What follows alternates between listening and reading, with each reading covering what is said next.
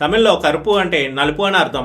Judicial system మీద తీసిన cinema కావడంతో ఆ పేరు పెట్టి ఉంటారు. కానీ తెలుగులో మాత్రం వీరభద్రుడు పేరుతో రిలీజ్ చేశారు.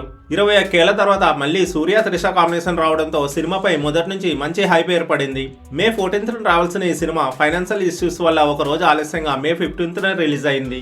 ఒకప్పుడు సూర్య సినిమా అంటే మినిమం కంటెంట్ గ్యారంటీ అన్న ఫీలింగ్ ఉండేది.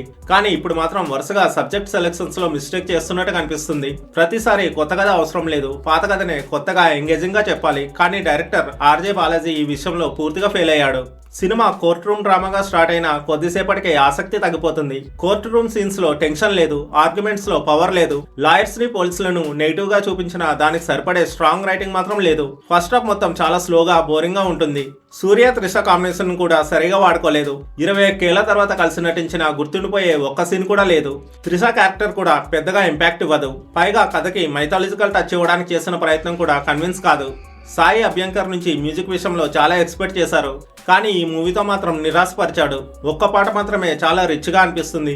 మిగతా మ్యూజిక్ బీజిఎం అంత వర్కౌట్ కాలేదు.